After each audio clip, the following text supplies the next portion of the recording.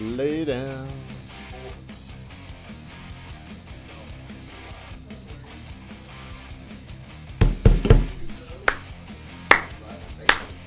Are we live on the phone? Let's get it up in here. All righty. It's Thursday. It's August 17th. I'm going to talk about a special human being. So if you do me a huge favor, like, comment, and share the stream. Good morning, Shannon Wheeler. Good morning. Thank you for coming in here.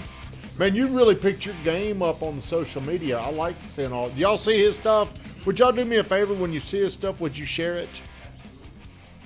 We would really appreciate that. 60 seconds of gratitude. Hey, I'm thankful for you, mofros, this morning. Thankful for y'all coming in here, especially the 10 o'clock wonder, Hayden McKee, coming in before 8:30. You're fighting. He's fighting that old self of his. He's made some changes. This is one of the latter changes you got to make, early morning person. Do you believe early morning people outperform other people? Yes. Do you? Yes. Well, see if you've got an agreement with that. You should just do it. Now, look, get down, dog. What are you thankful for this morning? Even Baxter is recognizing it. Josh, what are you thankful for? And don't say Baxter. No, I'm not thankful for Baxter's wine. Are you on the show? Have you Yeah. commented? I'm Have you thankful, shared? I'm going to a showing later on today. Good, and it's getting tough out there. Another Midnight Oil. It's an hey, it's a dark market out there. Scary thunderstorms, black clouds. Woo, it's ugly, but we're going to get through it. All right, today's show topic. How did you word this, Van? Have you ever met one person that just completely changed your life? Yes. Just one person. Who? You. Thank you, Josh. I knew you'd give me credit. Well, I'm going to tell y'all my story. I've shared this a lot, but there was really one person in the beginning of my transformation that made all the difference for me. 2000, me and Coach Burt were buddies well before he actually became a business or an entrepreneur coach. He was a coach at Riverdale. So, I mean, we were friendly and we would hang out back in those days. Our hangouts was more we'd meet and go out, but we didn't like have a friendship where we would strategically one-on-one just go somewhere and do things. We were usually in the same groups together. So I got to know him, and then he became John Jones Real Estate's personal coach in 2009. 2009, I was at the absolute worst spot in my life. I was going through a terrible breakup where this lady, hell, I had to go to jail, hit a wall, domestic violence. That night, she sent me to jail. She wouldn't fuck some other guy. Pardon my language. Didn't mean to say that. But that's kind of where I was at that point in my life. I was wrapped up with a whore. Okay? Because I too was pretty much just a piece of shit during this time, you know? And had no confidence, no money, just no belief in me and my future at the moment. Just sitting there struggling.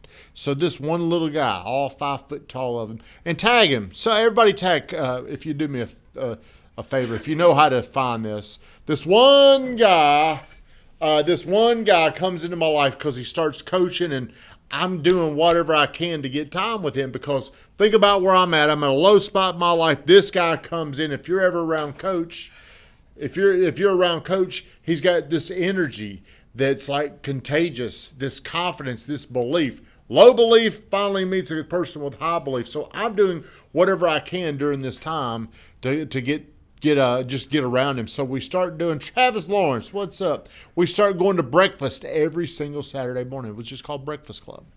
So you got a loser like me. Then you got this guy that's on his way to doing great things. So I was soaking up the time. I was soaking up the information. But the other thing I was really doing is I was developing these dreams that I had. Gave up on those dreams. I was living with my mom.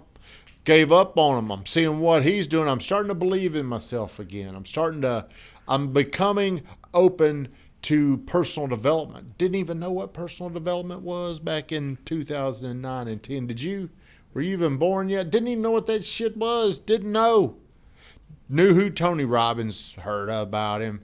But I didn't really understand how I could make myself better. Didn't know. Was completely unaware. So I'm getting around this guy and I'm starting to think different. And then the more I'm around him, I go from thinking a little bit different to acting a little bit different. Then the big thing changed is I started believing, hey, you know what? I can have a little bit more. Because back in those days, I thought one of these days in the future, I'm going to have this life like this. But there was such a disconnect between the present moment of practice, and this future thing that I wanted.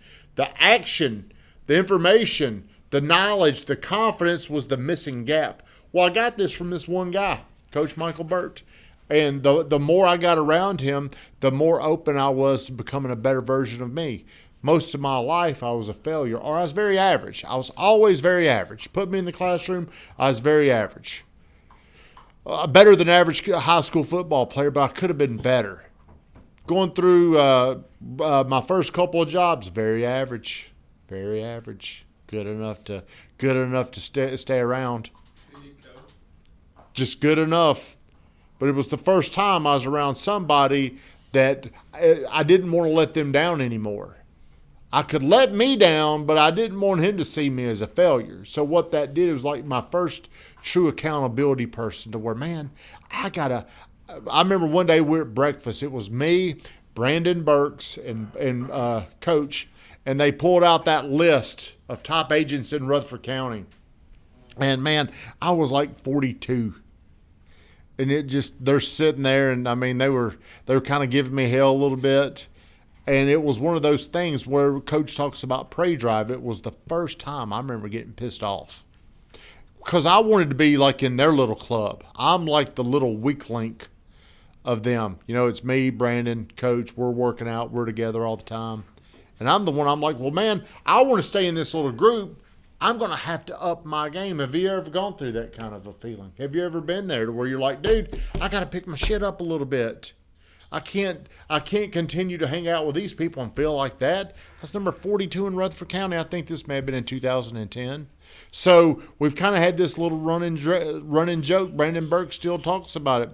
So then we worked our way up.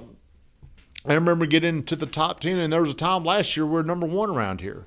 So those things, I don't think that would have happened unless I got so committed to following Coach, because he said something that just made so much sense. You can borrow confidence from somebody else. Did you know that?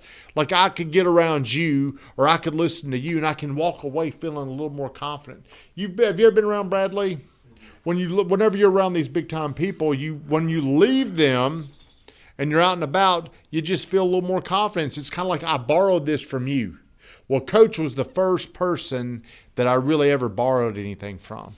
So whenever I was around him, we'd go over to his house, we'd hang out, we'd go out. Back in those days, we were going out on the weekend.